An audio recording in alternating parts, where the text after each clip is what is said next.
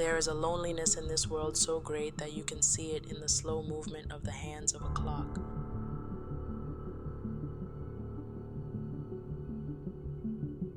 It's the 15th of May, and something keeps dragging me back onto the balcony, staring at the sky like it owns answers I was never able to reach. I hear people below me, birds cutting through the air, the city vibrating around me, and the strong smell of the sea calling me for days, like waves are trying to bleach something poisonous out of my mind. But the truth is, I'm scared. I tremble in crowds, my hands shake, my chest tightens around strangers. I sit near the sea with people around me, and all my brain can think is that something dangerous is about to happen. Like all this pain was still never enough.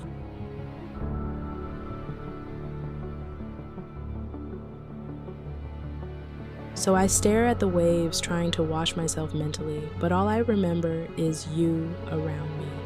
All I remember is that I chose to hurt you, and then my mind throws me back into childhood like a roller coaster that never stops.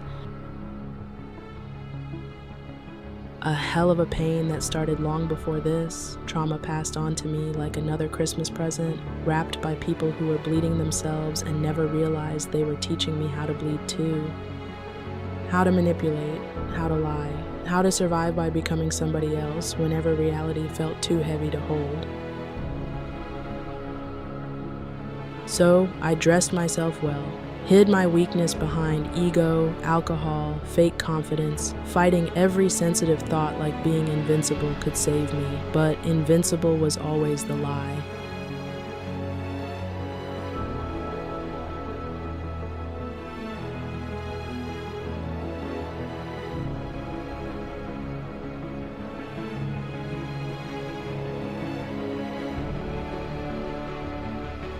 I wanted your clarity. I wanted to be me still, but with a glimpse of the peace you carried in your eyes.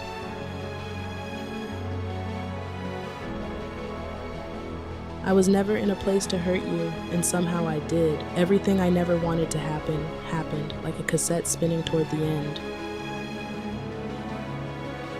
And just like that, I created trauma from another trauma, standing still while damage kept moving. And somehow I ignore all the warnings anyway, like a jester trapped inside his own collapsing story, staring at a dying starry night above my bed, like Van Gogh left the sky open for people who collapse quietly inside their own minds, until the blue swallows them whole. The memories, the mornings. I used to enjoy coffee, now even coffee makes me sick. Maybe it's caffeine, maybe it's anxiety, maybe it's the bitter taste of my decisions. From something pure, I created something darker inside myself, and now it shows in daylight. Fragility, fear, mental exhaustion, eye twitching, knee pain, brain zaps during sleep, scared to answer, "How are you?" because the real answer feels too heavy. No screaming needed anymore, no violence, no chaos outside, just a memory, a face, a tone in somebody's voice.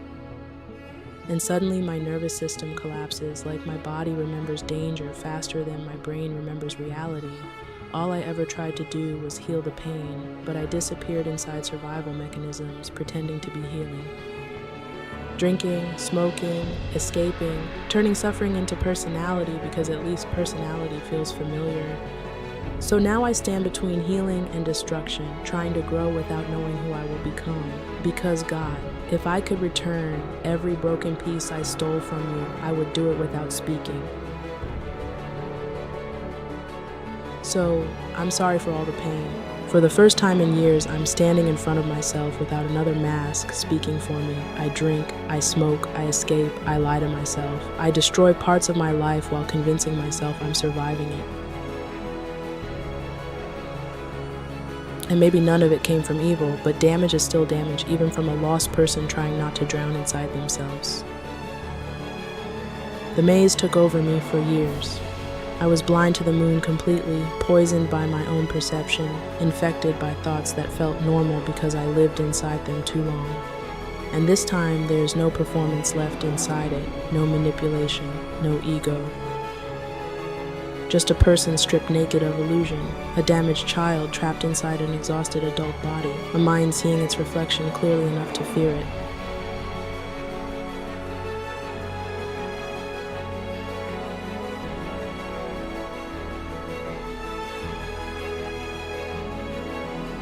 and somehow my thoughts turn back toward pain, childhood, fear, trembling alone inside rooms at night, asking if people like me are capable of changing or if we only become better at describing our destruction. Because I want to stop, I want to heal, I want silence inside my chest for once. But how can somebody rest peacefully when the same mind is trying to save them? Is it also the one teaching them how to disappear?